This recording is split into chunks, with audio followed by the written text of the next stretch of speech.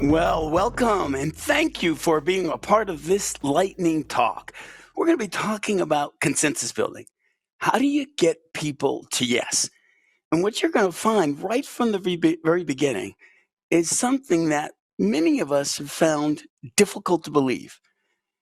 We've trained over 30,000 people, and we've found that there literally are only three reasons people disagree. Literally, only three. Every disagreement in the entire world, there are only three reasons people disagree. I know you may find that hard to believe, but again, we haven't had someone tell us there's a fourth. So, in this lightning talk, I want to take you through the three reasons people disagree. And in the full presentation, we'll be talking about okay, how do you resolve those? So, I'll be giving some very quick tips in this lightning talk. So, let's get started, shall we? We call our model mountains and beaches. And I want to show you just an example from a role play of a typical disagreement that might happen between a couple. So imagine they are planning their vacation. And here's what the wife says. She starts with saying, I've got it. I've got this great idea. I've been thinking about our vacation for next year. And there's a 10-day tour of Italy that takes us to 8 cities, Rome, Venice, Tuscany, Florence. It's perfect. What do you think? So you can imagine, you're the husband now. You're hearing your wife's excitement and joy about this idea of a 10-day, 7-city tour of Italy. Here's his response. That sounds like a wonderful tour. Notice he starts with the positive, really good. But then he adds, I've really been looking forward to going to the beach this year. Okay, we are now set up for a disagreement.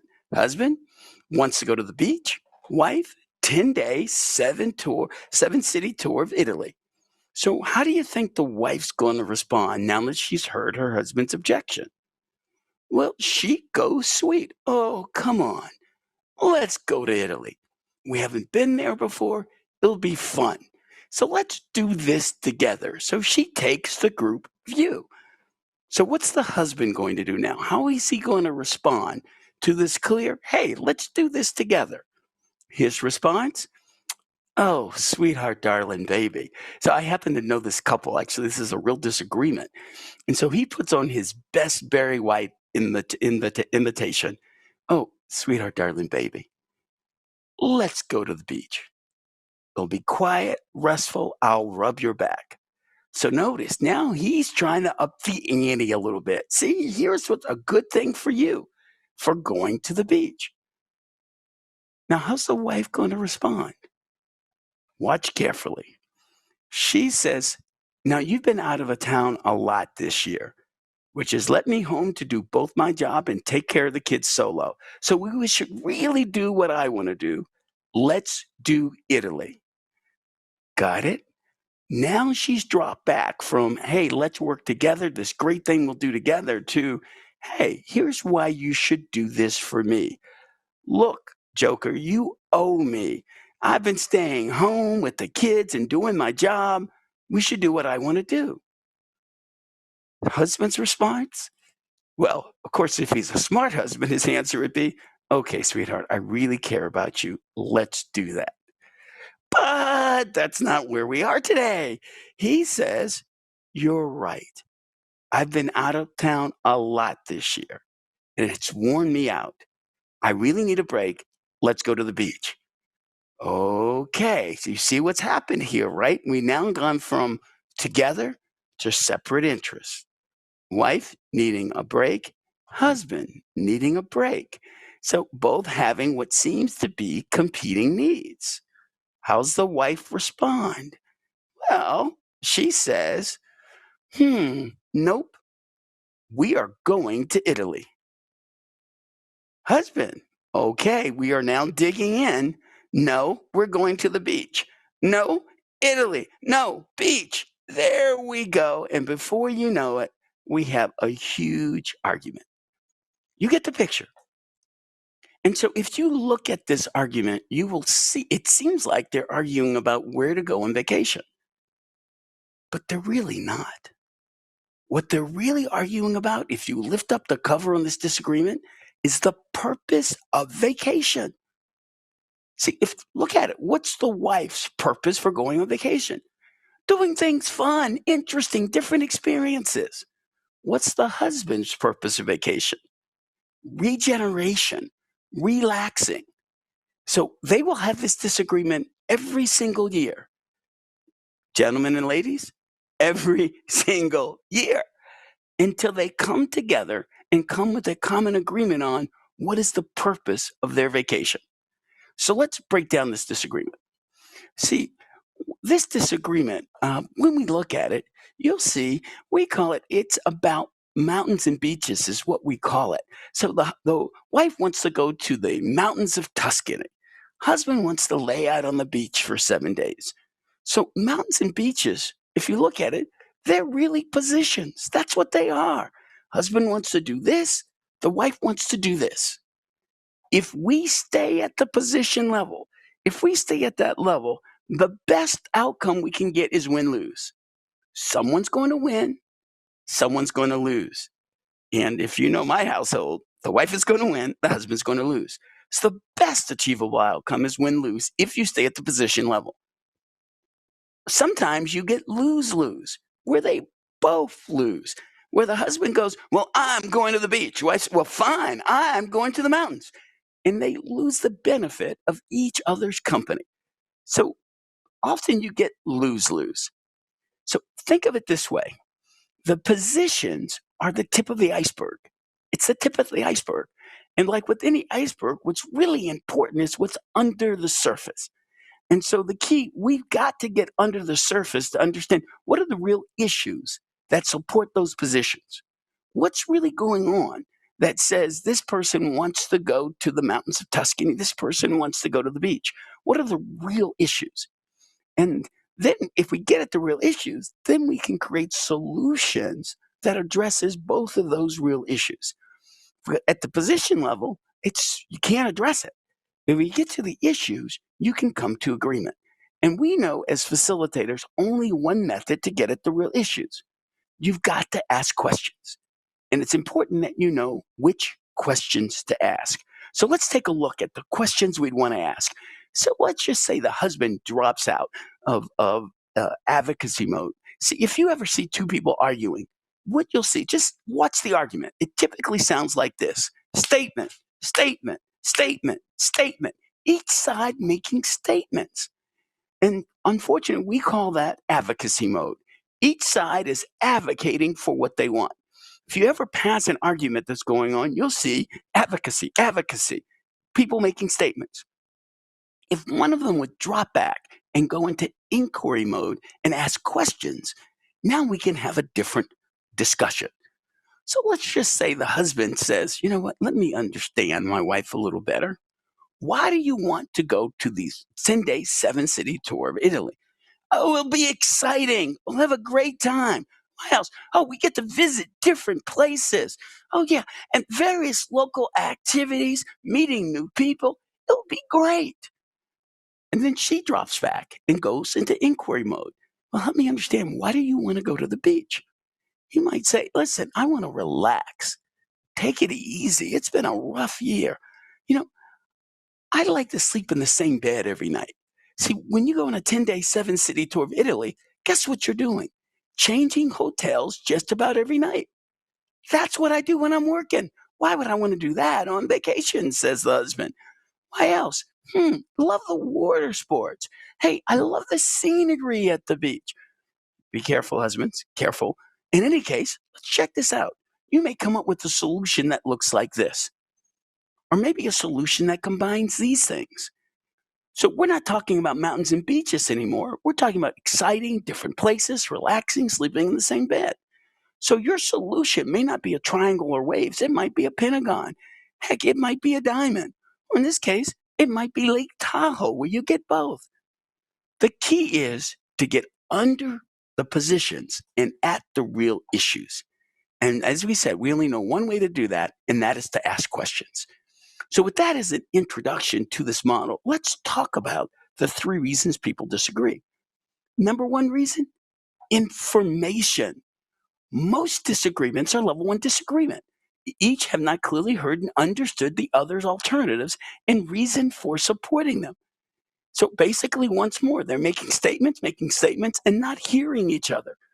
If one of them would drop back and go into inquiry mode, ask questions, here's what you hear. Because level one disagreements in the same way every time. Oh, is that what you meant?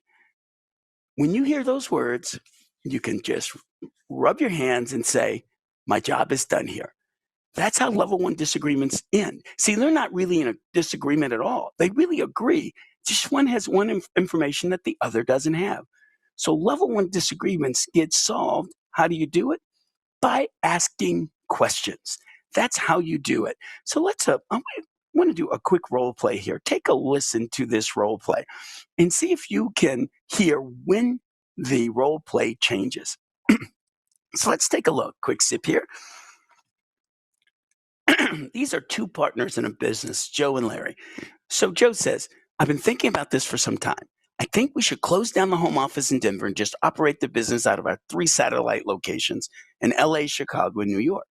Check it out. Larry says, are you out of your mind? That can't work. Couldn't possibly work. Joe responds, sure it can. You said yourself that there's a home office mentality that sometimes forgets there's a customer. Get rid of the home office, problem goes away. As well, we save a whole lot of money, something we happen to need right about now. Larry says, nah, I don't think so. Joe, we've been partners for some time. This has got to be the craziest idea you come up with for a while. Joe says, I don't understand why you don't like it. He says, well, first of all, we have a home office because there are certain administrative activities that need to go on. So, genius. We're going to stop billing our customers? And what about legal counsel? Are we going to have each of the field offices have their own? Sounds pretty inefficient to me. And what about all the price breaks we get by central purchasing? Will we end up paying more because of each of the field offices are buying their own stuff? And what about, whoa, says Joe. Hold on a second. I'm not sure you're hearing me. I said close down the home office, not decentralize. We still need to centralize certain functions, but let's centralize them in the field. For example, we could have New York take over billing activities and other administrative functions. We could have LA responsible for HR. Their HR coordinator out there is better than anyone we've had here in Denver. And then Larry says, I get it. You would then have Chicago handle customer service and operations. You may be onto something. We could even offer jobs to those who are willing to make the transfer. By doing all this, we drop the overhead of the fourth office, increase customer focus at the same time. I like it. But why didn't you say that in the first place? Joe says, I did say it. You just weren't listening. I said I wanted to operate our business out of three satellite locations. What did you think I meant? Did you hear it? Level one disagreement. Level one disagreement, where they were arguing. I think we should do this. No, it's a bad idea. Yes, it's a good idea. No, it's a bad idea. Why don't you like it? Well, I don't like it because of. There you go. Well, there was a shift in this conversation, and during the full consensus building workshop, we're glad to examine when did the shift happen. And what you will see is the way you solve level one disagreements is by asking questions. Because when you ask questions, when you can figure out a nice way to get one person to say, hey, shut up, listen to that person, you speak. Then you turn to the other person, hey, shut up, listen to that person, you speak. When you do that, you have to find a nice way to do it. That wasn't very nice, by the way, but find a nice way to do it. What you'll end up hearing is what I've said before. Oh, is that what you meant? That's how level one disagreements end all over the world. So that's a level one disagreement. Let's go to a level two disagreement. Now, a level one disagreement is about information. Level two is about values. Each has heard and understood the alternative and supporting reasons, meaning they understand each other, but they have had different experiences or whole different values that result in a different preference. So remember mountains and beaches, the couple? They had different values. What did the wife value in vacation? Oh, different experiences. What did the husband value in vacation? Wow, he wanted relaxing and so on. So even though they have different values, they can still come to solutions. How do you do it? First, you've got to isolate those key values and then create new solutions that combine the values. Again, in the talk, we'll talk through processes for doing that systematically. so you have a method for dealing with level 2 disagreements.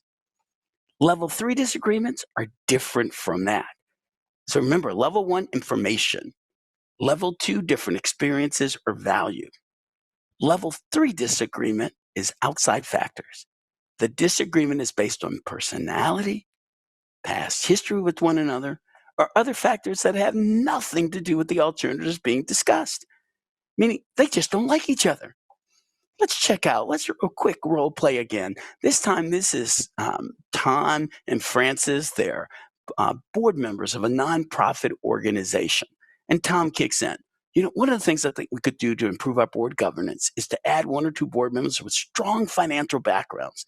This way, we can better understand the financial ramifications of some of the proposals we're considering. Francis responds, that won't work. Wow. Okay, Francis. Tom says, sure it will. We just need to make sure we get the right people.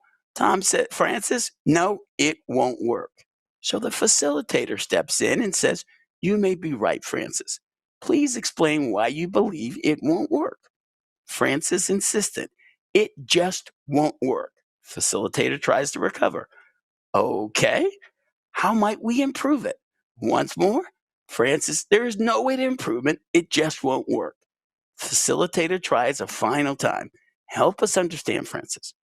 Why are you so convinced it won't work? Check out Francis's response. It just won't work. He thought of it. It won't work. There you go. Now we're in it now, so we can see right away there is something going on here. And so, how do you solve level 1, level 3 disagreements? It's different. See, level 3 disagreements can't be solved at this level. It's got to be taken to a higher level. So if it's level 3, just quickly, here's what we say. One, you have to recognize the characteristics. It's really important stuff. It's irrational, no commitment to finding a solution. And then you take the action. We say take it to a higher source. If you're in a meeting, take a break, get agreement that will work together with the parties. Whatever you do, solving level 3 disagreements in the room is really difficult. So when we get together, please join me for this session that we're going to be doing on a consensus building. We'll continue this same. You're going to see our comprehensive methodology for dealing with facilitation. You see in the middle there, it's all about consensus building.